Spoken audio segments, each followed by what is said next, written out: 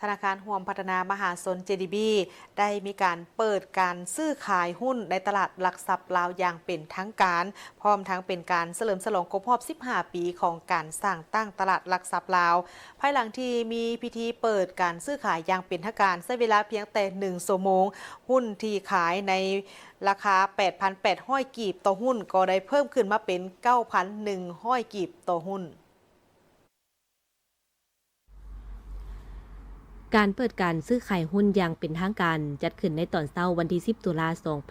2025 โดยมิทานอรุณบุญยงรองผู้ว่าการธนาคารแห่งสาธารณรัฐประชาธิปไตยประชาชนลาวท่านเอกพันธ์ภพิทักษ์ประธานผู้ถือหุ้น JDB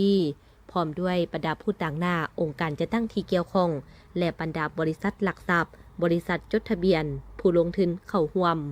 ธนาคารห่วมพัฒนามหาชนได้เปิดการซื้อขายหุ้นอย่างเป็นทางการภายหลังประสบผลสำเร็จในการออกจำหน่ายหุ้นให้แก่มวลชนคั่งทำอิฐจำนวน 75,333,900 หุ้น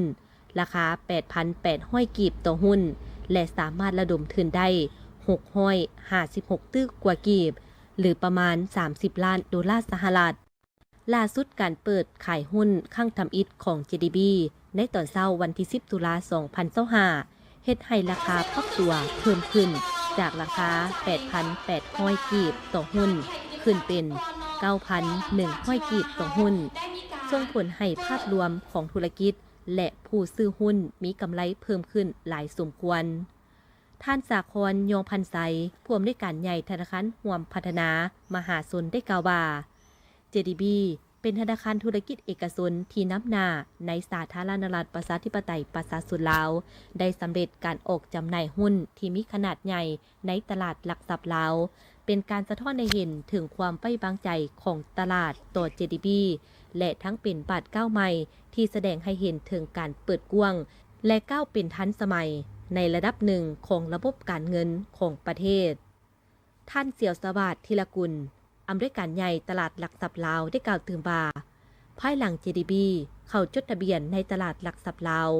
ปัจจุบันตลาดหลักทรัพย์ลาวมีบริษัทจดทะเบียนเพิ่มขึ้นรวมทั้งหมด12บริษัท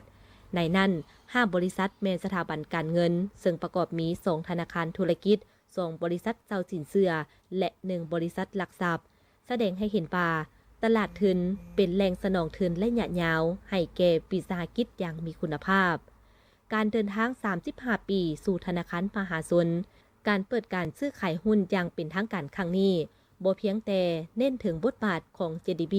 ในฐานะตัวกลางทางการเงินเท่านั้นแต่ยังแสดงให้เห็นถึงการเดินทางอันยาวนานและความสามารถในการปรับตัวขององค์กรซึ่งเป็นบทเรียนอันสำคัญสำหรับธุรกิจที่ต้องการเติบโตแบบยืนยง35ปีผ่านมาความยืนยงในโลกธุรกิจที่เปลี่ยนแปลงการเติบโตของ JDB นับตั้งแต่การก่อตั้งในปี 1989 จนมาถึงการหันเปลี่ยนมาเป็นธนาคารมหาชนในปี 2025 แม่นเรื่องราวของการปรับตัวและการมีวิสัยทัศน์ที่กว้างไกล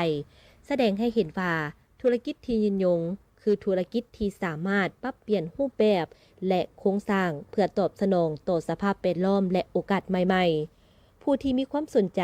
จองซื้อได้ที่ธนาคารห่วมพัฒนามหาชนสำนักงานใหญ่และหน่วยบริการในขอบเขตทั่วประเทศธนาคารห่วมพัฒนาเติบใหญ่ไปพร้อมกัน